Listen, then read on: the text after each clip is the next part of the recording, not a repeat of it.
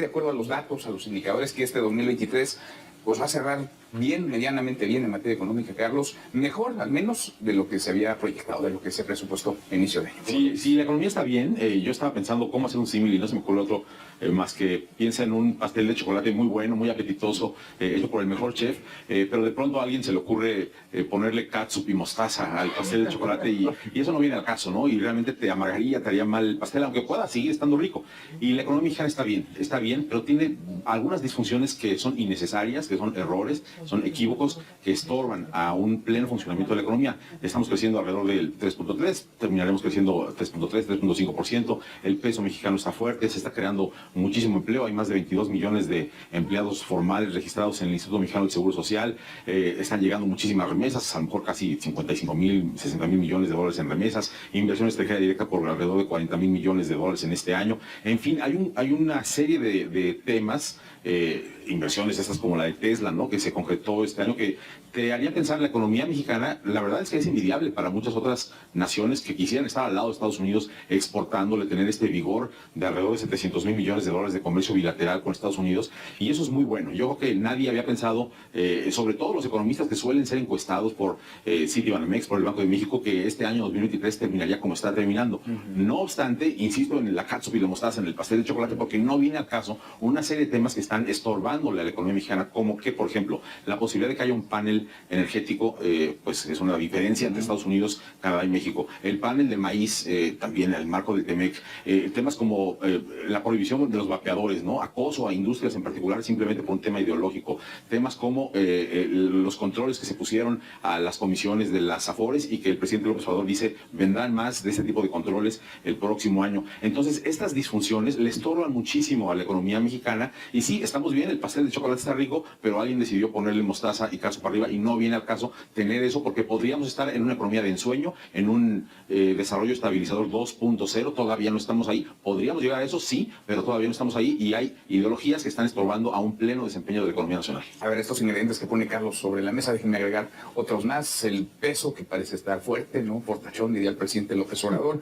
Está el tema de las remesas que siguen llegando a caudales importantes, siguen apareciendo las remesas. El aumento al salario mínimo, que ha venido, digamos, incrementando su poder adquisitivo a lo largo del sexenio. Hay otros, pero ahí le paro para abrir un poquito más el juego. Son muchos los elementos en la economía. Sí, es correcto. Realmente ha sido un año que, bueno, que empezamos con expectativas que rondaban el 1%, no sé, un 0.9% por ahí están las expectativas. Estamos hablando de que vamos a cerrar en un 3.4%. Entonces, ha habido un cambio. Pues es cierto, porque dicen que los economistas la pasan la mitad del tiempo proyectando lo que va a pasar y la otra mitad explicando por qué no pasó lo que dijeron que iba a pasar. Por ejemplo, no hubo una recesión en Estados Unidos, que eso también benefició bastante a nuestra economía. Se esperaba que la economía de Estados Unidos fuera una recesión, no la hubo, eso nos ayuda bastante. Hay que recordar que el 80% de nuestro comercio exterior se va hacia Estados Unidos. Hoy en día, también el tema del nearshoring nos ayudó bastante. Hoy en día México es el principal socio para Estados Unidos, representamos el 15% de todas sus importaciones, incluso por arriba de China ya, que es en un 14%, Canadá con un 13.4% por ahí. Entonces, bueno, México ha sabido aprovechar esta coyuntura, pues, que existe geopolítica, ¿no? Ahora, por otro lado, además afuera, hay que hablar de qué es lo que va a pasar el próximo año, ¿no? Y hacia afuera, el próximo año no va a ser tan bueno en ese sentido, porque Estados Unidos, pues sí, podría tener un menor crecimiento. Porque eso decían en el 22, eso decían cuando iba terminando el 22, no va a ser tan bueno el 2023. Para China y Estados Unidos son menores. Hay que recordar que China es el 25% de todo el PIB mundial y Estados Unidos es otro 25%. Son los dos grandes motores y están en pugna, ¿no? Entonces, bueno, ahí eso podría generar algunas disrupciones, pero va a ser cuestión de que México sepa aprovechar la coyuntura precisamente para seguir acaparando esos espacios y hacerse de esta oportunidad tan grande que es el nearshoring. Entonces, mira, para aprovechar esa coyuntura que dice Ángeles, pues hay que quitarle el catsup y la mostaza a ese muy delicioso pastel de chocolate de Carlos Carlos.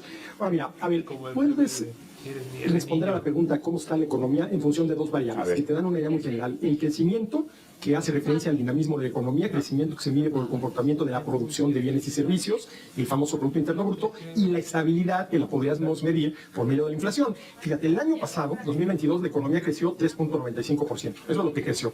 Se espera que este año, según el promedio de las 35 respuestas que dieron los economistas encuestados por el Banco de México, crezcamos a 3.37%, ligeramente por debajo de lo que crecimos el año pasado, pero todavía un crecimiento muy importante para la economía mexicana, si tomamos en cuenta que prácticamente de 1900 1983 a 2022, el crecimiento promedio anual de la economía mexicana fue 2.1%. Aquí estamos hablando de 3.37. Sí. El año pasado la inflación fue 7.82 y se espera que terminemos este año, nuevamente en función del promedio de las 35 respuestas recibidas por el Banco de México en su encuesta a los economistas del sector privado, en 4.44. Que fue bajando porque se acuerdan, Fue bajando, arañó el doble dígito así la es. inflación. Bueno, llegó a estar agosto-septiembre del año pasado en 8.70. Sí. Ahorita se espera que terminemos en 4.44, todavía por arriba de la meta. Según el Banco de México, la máxima inflación aceptable sería 4, Sí. pero 4.44 comparado con el año pasado es algo bueno. A ver, la apreciación del tipo de cambio, ¿no? La baja en el precio del dólar, que sí, la discusión de que si es bueno o es malo, pues depende depende si de dónde exportas, estés, ¿no? depende de dónde estés.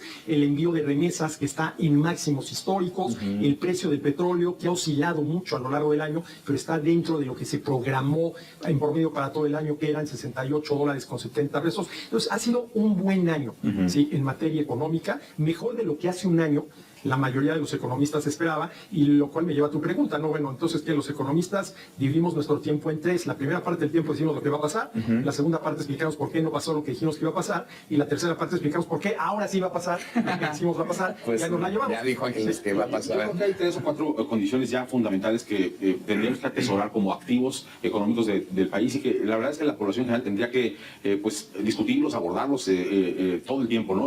Uno de ellos es la fortaleza del consumo. El consumo en México es algo ya pues muy similar a lo que ocurre en los Estados Unidos como proporción también de la economía, y eso también te lleva a pensar que esta ya no es una economía petrolizada como a lo mejor la teníamos hace 25 años, ¿no? Se refleja también, por supuesto, eso en que la recaudación fiscal se vuelve el componente más importante de los ingresos del gobierno, y el otro factor importante que yo diría en segundo lugar está digamos, el tema del manejo de las finanzas públicas por parte del gobierno ha sido responsable.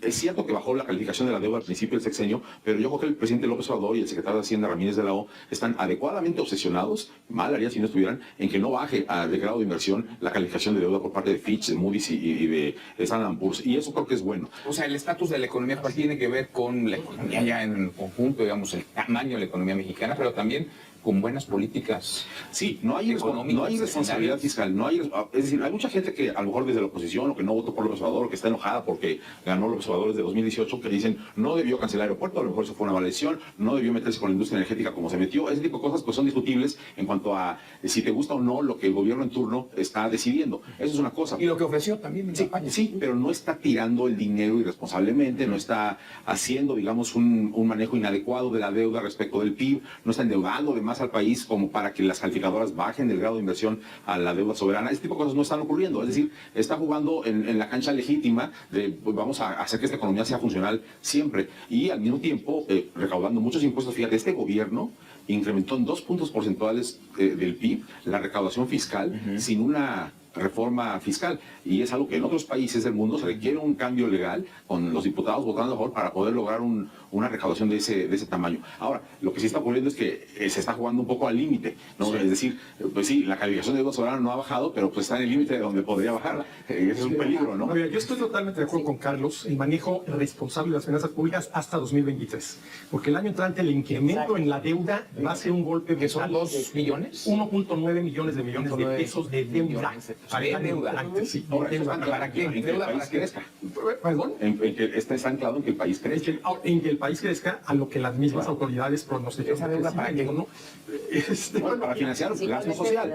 Y bueno, y también Y los los grandes proyectos. El Tren Maya, por Exactamente. Bueno, el porque Tren son los Maya el grandes año proyectos. entrante, perdón, nada más para el año entrante, 120,000 millones de pesos para el Tren Maya.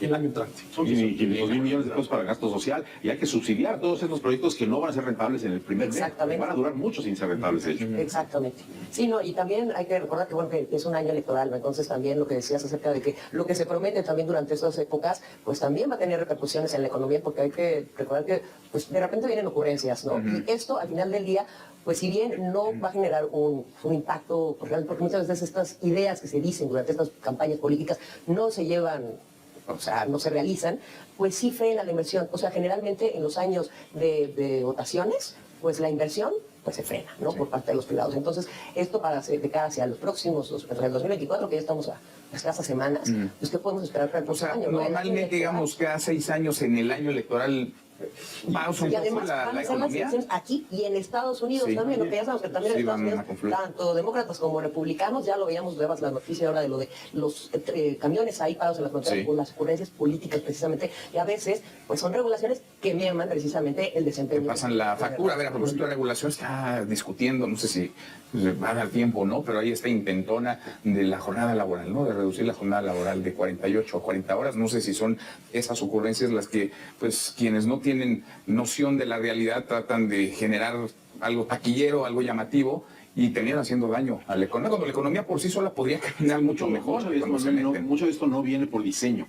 Digamos, del equipo en el gobierno como líder de la economía de mediano y largo plazo con un plan que todos sepamos, vamos todos hacia allá, ¿no? Llega el nearshoring porque Estados Unidos se pone a pelear con China, básicamente se está desvinculando y desacoplando en gran medida de esta proveeduría enorme en China y está buscando socios entre Vietnam, entre Malasia, entre Indonesia, Tailandia, Corea del Sur y México que está aquí al lado, ¿no? Pero no es porque alguien dijo, aquí hay un tema de oportunidad, vamos a por la oportunidad que representa para México el estar al lado de China. Yo me reuní con el presidente del Foro Económico Mundial hace aproximadamente 2 meses, y la primera pregunta le dije, ¿cómo ve a México? Y su respuesta fue, pues está en una situación envidiable. Cualquier país quisiera ser ustedes para venderle a Estados Unidos todo lo que tienen y quieren ahora comprarle, que no sea Tenemos China. una posición geográfica. Es envidiable, ¿no? Pero una serie de errores tremendos también. 3.000 kilómetros de frontera, tratado de libre comercio con Estados Unidos, costas al Pacífico, costas al Atlántico, paso entre América del Norte, América del Sur, o sea, geográficamente, nada más geográficamente, ¿cuántos países no quisieran ser México? Ahora, lo que decíamos, hay que ver de qué manera el ciclo político ya marcado por las elecciones del año entrante puede afectar el ciclo económico. Y esto de que se frenen, y tú analizas las cifras y siempre en el año electoral se frenan las inversiones, quiere decir que México todavía no es un país bien institucionalizado, que los empresarios están esperando a ver quién gana y cómo llega, y una vez que ya tiene el poder, qué hace, para ver si seguimos invirtiendo o no, cuando lo de menos tendría que ser quién llega y qué va a hacer, porque quien llegue va a hacer lo que dicen las leyes, hay Estado de Derecho, el país está bien institucionalizado y las cosas siguen marchando. Pero aquí en México eso todavía, Manuel, no se logra. Ahora, eso es interesante, ¿eh? Pese a la violencia, la inseguridad, los crímenes, la economía camina, pese a que parece que hay territorio Pero entero, este tema de regiones, estas regulaciones políticas y las disrupciones que generan, de hecho acaba de salir hace poco la encuesta de KPMG acerca de los directores, que pues, ¿cuál es la principal preocupación que ven para el próximo año? La principal preocupación, la número uno, no fue la inseguridad, no fue la cuestión inflacionaria, no fue las tasas de interés, la número uno fue la incertidumbre política, el no saber qué va a pasar, quién va a ganar y cuáles son las nuevas regulaciones que o qué va a ser quien gane, venir. ¿no? Exacto, qué va a ser. Sí, lo que pasa es que sí hemos visto acoso sistemático en ciertas industrias, ¿no? Los vapeadores y Por los cigarros es una nada más, pero tú preguntas a los que venden autos y dicen, a nosotros nos regularizaron todos los autos chocolate en lugar de poner orden ahí, que son autos ilegales, para propiciar que la formalidad en la venta de autos ocurriera, pues no, más bien vamos a formalizar los chocolates, es algo terrible. Y así otros sectores, empezando en el sexenio con el tema de alimentos procesados y bebidas y los sellos que les pusieron reformulando todos estos productos sin que además ese dinero, pues como se dijo, sirviera para bajar la obesidad y la diabetes. Entonces, ese tipo de cosas generan alta incertidumbre. Yo también hablaba hoy con el presidente de los banqueros aquí en ADN 40 y le dije, ¿qué le piden ustedes al gobierno? Y me decía, bueno, si se vale la petición, pues Estado de Derecho, tal cual, no que se cumpla la ley, que no haya cambios en las leyes y que no se apliquen. Y mira, un dato interesante, ¿no? Ahora que se cumplieron un aniversario más de la expropiación bancaria de López Portillo, el 1 de septiembre, creo que fue, me acuerdo que puso Claudia Sheinbaum, echándole porras a la expropiación bancaria que hizo López Portillo en el 82. Entonces, ahí eso te genera inseguridad. Un foco rojo, amarillo. A ver, un focote, porque además, echándole porras a la expropiación bancaria de López Portillo. Pues ahí es donde dice, híjole, esta mujer probablemente llegue a la presidencia de la República, ¿no? Y nuevamente, Manuel, no estamos bien institucionalizados. No estamos bien institucionalizados. Y, como decía un profesor, es que en México las leyes pareciera que son meras sugerencias. Son sugerencias, sí. Tú sabes si la respetas o no, se respeta. Y si son malas leyes, hay que cambiarlas. Porque el marco jurídico de la economía mexicana, comenzando por el capítulo económico de la Constitución, está lleno de errores, de excesos, de defectos, de contradicciones lógicas, Manuel. Eso habría que ponerlo al día. Pues sí. Y- Ahora, pese a todo esto, el 2023 fue un mejor año que el 22, ¿no? El 2022 será el 2024 un mejor año que este 2023. Yo que sí, claramente será un buen año, yo creo. No sé si tan bueno como este en términos de crecimiento, pero por ahí más o menos va a quedar. Y el tema del nearshoring es algo que va a durar, pues, 4 o 5 años o hasta 10. Si lo sabemos aprovechar, eso ya es otra Hay cuestión. que capitalizarlo. ¿Será mejor el 24, peor el 24 que el 23? Ay, Manuel, soy economista, no adivino, pero yo creo que Pero va a ser casi es lo mismo, igual, Antonio, más casi o es lo menos, más o menos Más o menos igual es una buena manera de darle la vuelta a la pregunta, Ángeles. Bueno, las perspectivas están por ahí de 2.3, 2.4, 2.5, pero pues como bien dice Carlos, si aprovechamos las posibilidades que vienen el próximo año con todo este tema del nearshoring, que pues van a ser varios añitos, si pudiéramos capitalizar esto, pues sí podríamos tener otro buen año. Ojalá. Gracias, Ángel. Creo que de Recuerdo toda los la datos, entrevista, los indicadores amigos, que esta- creo que es uno de los pocos debates donde he visto que hay un intercambio de ideas pues bastante coherente. No está el ataque sistemático al gobierno y el ataque sistemático al presidente López Obrador. Y hubo una frase que me gustó bastante donde dice, el presidente no ha malgastado el dinero. Creo que con eso todo lo demás queda completamente explicado.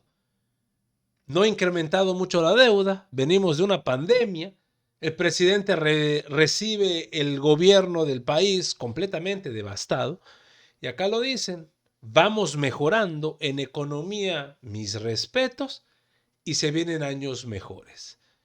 Eso es algo, amigos, que no habíamos escuchado en una mesa de debate y qué bueno que se va presentando. Amigos, hasta aquí la información al momento. Espero que haya sido de tu agrado. Si te gusta este contenido y te gustan estos videos, apóyanos suscribiéndote y regalándonos ese poderosísimo like. Yo soy Pedro para Radar Informa y te agradezco el tiempo que me regalaste para ver el video y nos estamos viendo en una nueva transmisión. Y recuerden, amigos, seguimos evolucionando junto a la 4T. Que sigas teniendo un excelente día.